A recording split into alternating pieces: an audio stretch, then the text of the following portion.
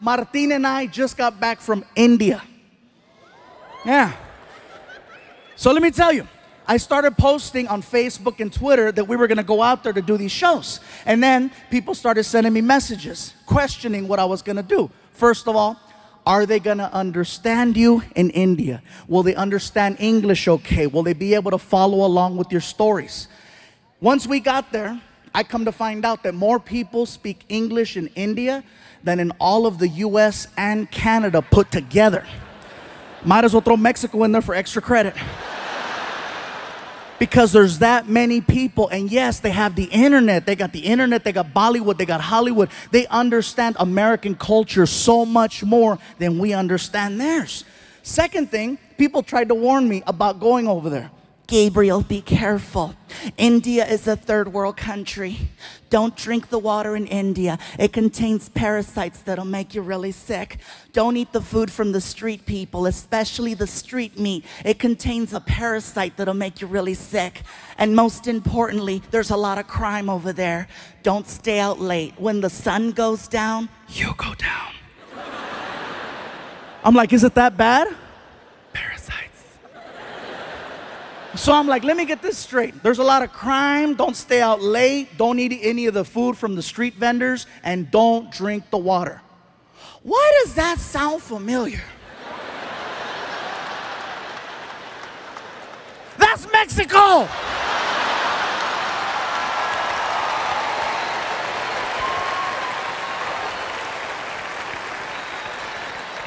When Martin and I got over there, we found out that Indian people and Mexican people have so much in common, you guys.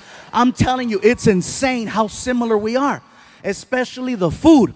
The food is so similar. For example, Mexicans love tortillas. Indian people love naan bread, which is a fluffier form of a tortilla.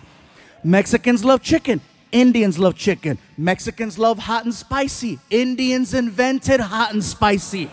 Most popular drink in Mexico is Fanta. Most popular drink in India is Fanta. Indian people worship cows. Mexicans love barbecues. A lot of similarities. Most of the people that I met over there were very hardworking and humble. And I gotta tell you, every time I talked to someone, I was always greeted the same way. They'd look at me, they'd put their hands together, they'd do a little bow, and they say, Namaste, which is an endearing hello. It's really nice and sweet. And then I noticed that Indian people, when you're talking to them, do this thing with their head, where it will begin to move side to side as they're speaking. Now, at first when you notice it, you think, oh, he slept wrong. He just got a kink in his neck. Get a Tempur-Pedic! Now, when they start speaking, their head starts moving. And I noticed this. The guy is checking us into the hotel, and he's really cool. He's like, listen, if you have any problems at all, okay, you call the front desk, you press 0. We will send somebody to your room to help you. Whatever you need, we got it for you right here, okay? It's very good. Now, one thing I notice is the more they talk and the more excited Indian people get, the more the head starts to move around. Somebody at the hotel yelled out to the clerk, that's Fluffy. And the guy was like, oh my God, I don't believe it. I thought it was you. I thought it was you. Oh my God, I cannot believe it. This is so crazy. Oh my God, Fluffy, Fluffy, Fluffy. Even crazier than that is that the mouth is actually connected to the neck. When the mouth stops moving, the head stops wherever the mouth left off. And when you see Indian people talking to each other, you can see it. Okay, let me tell you something. Okay, okay, hold on. Wait, hold on, wait, okay. Like if you're Indian and you stutter, you are so screwed.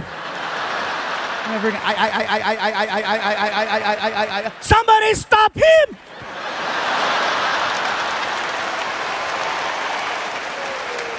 I'm not gonna lie, you guys. When I first saw this happen, I thought it was hysterical. I thought it was funny.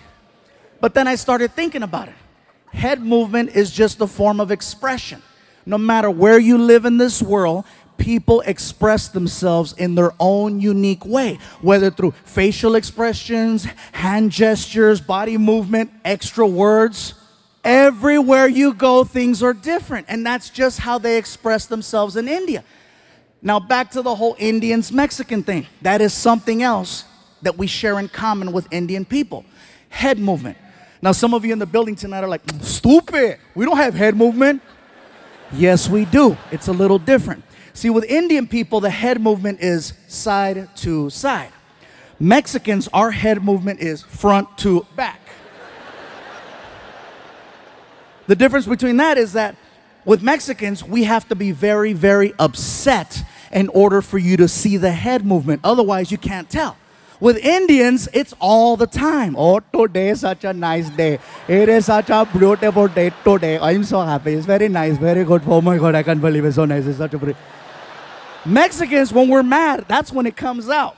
For non-Latinos, hey, trust me, you cut off a Mexican in traffic, see what happens. ¡Sácate, pendejo!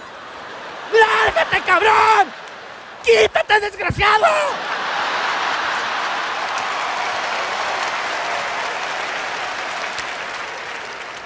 That's funny. I don't know why the black people are laughing. You guys take it all.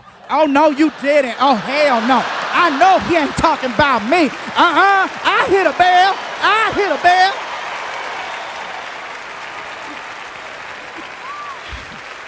I made myself dizzy doing it.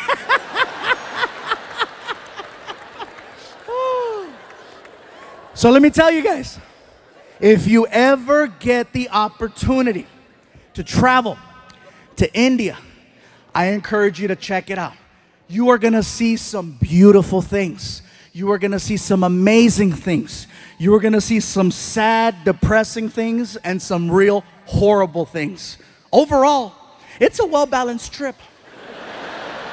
But when you get back home here to the United States, you will have a whole different appreciation for your life. Believe that. I guarantee this, you guys. There's a lot of people in India. And with a lot of people comes a lot of traffic. First things first, American traffic and Indian traffic, very different. Here, whatever happens on the freeway will stop the whole freeway. In India, there's 10 times the traffic, but it moves. See, the problem is Americans, we're fascinated by accidents. We're fascinated by the idea of seeing potential death. That's why we slow down on the freeways. We say we don't want to see it, but what happens in traffic? You know, what's going on over there? There doesn't even have to be a collision. You could be on the 101 freeway and a car has a tire blowout and it spins. Doesn't hit anything. It's now facing oncoming traffic. You know what happens to the rest of the freeway? Even on the other freeway where there's no accident. And again, what's going on? What's going on? I'm sorry. Hey, somebody might be dead. Sorry. In India, if there's an accident in the middle of the street, you know what they do? They drive right around it. They don't stop. And it's not that they're not sensitive to the situation. They are. It's just that there's so much chaos that happens on a regular basis. They just need to get to work. They do see what's happening. And believe me, they're heartfelt. You know, they'll drive around. I'm so sorry for you. Nothing stops the flow of traffic in India. They need to get from point A to point B. And so they go. If there's an accident, they drive around. If there's something blocking the street, they get on the sidewalk to go around. It's amazing the way they drive. And here's something else. No one uses turn signals over there. No one uses turn signals. They use a horn. Now, if you go to India tomorrow, from the time you get there to the time you leave, you're constantly going to hear a horn. It's an actual language when people are driving. I'll show you. You're driving? Car on your right. Car on your left. Light up ahead. They talk to each other while they're driving, and they barely miss each other every single time. Also, you'll be on the 101 freeway here, and there'll be 6 lanes. In India, you'll see 6 lanes, but guess what? You'll see 12 cars across. Yes, they have lines, but they're basically there to let you know more or less the direction you might want to go in. They're this close to each other. And even at the light, they communicate. You see everything. Cars, trucks, vans, motorcycles, pedestrians, cows, children, all waiting for the light. And they talk at the light with the horn. Very good, you can go, you can go. Welcome, you're welcome, go. Nothing stops the flow of traffic over there. Indian people drive, think of ants. You know how ants travel in a straight line? And if there's something in the way like a rock, ants will split up, go around the rock and reunite or climb over the rock. Worst case scenario, they dig a hole and go under the rock. That's the mentality of driving in India. A man can get shot in the middle of the street. People just look at each other. Somebody pick him up. And they'll drag his ass onto the sidewalk. And if there's an accident and they need to get around, guess what's gonna happen to that guy on the sidewalk? Nothing stops the flow of traffic in India, except a cow. Now, I know we've always heard the stories and the jokes about, oh, Indian people don't eat hamburgers. I asked the question and I found out. It's believed that cows are people who have died and they've been reincarnated and their new life is now the cow, which is why they don't eat them and why they give them all the love and respect in the world over there. I saw this firsthand. There's a cow crossing the street while we're driving. And the cows know, they're cocky, they know that they can cross. Freaking, all the cows, and the cows out there all cocky. Gling, gling, gling, gling. No one honks at the cows. No one yells at the cows. No one touches the cows. They wait for the cows to finish crossing. The cow that we had laid down. The driver just shut off the car. Started tweeting. There is a cow in the middle of the street. Hashtag Momo.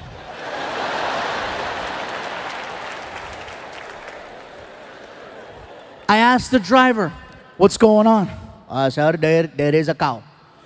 I see that there's a cow. Are you going to honk at it, go around? What's going to happen? We cannot honk at the cow. We must wait for the cow to move. You're kidding. I am not kidding. We must wait for the cow. We drove past a dead body 15 minutes ago. That is probably him.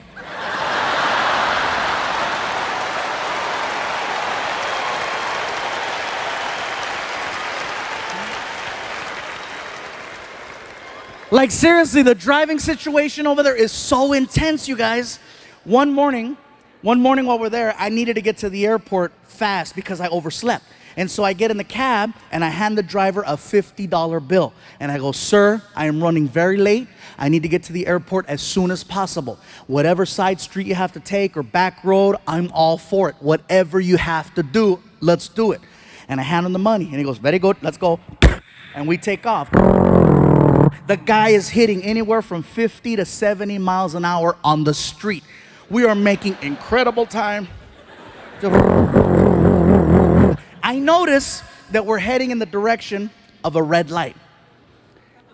Have you ever been in a car with someone and you're paying attention to what's going on and you notice that you're about to hit a red light and you know how you start to mentally and physically prepare yourself for the deceleration of the car, and you start anticipating the pressure from the brake. And if you don't get the sensation of slowing down by a certain point, all alarms go off in your head and you sock the driver in the chest. Hey! Not only did I not get the sensation of slowing down, I got the opposite. He gunned it towards the light. And it caught me off guard. I couldn't even scream. I was like, and then I got air. Hey, pull over, pull over. He didn't even know what he did. He looks at me, he goes, what is wrong? What do you mean, what is wrong? Dude, didn't you see the red light? As calm as can be. Didn't you see there was no one there? You told me, whatever you have to do, okay? Whatever you have to do, you do. Do you want to yell or do you want to make plain? He made a good point. I sounded like a third grader. I want to make plain.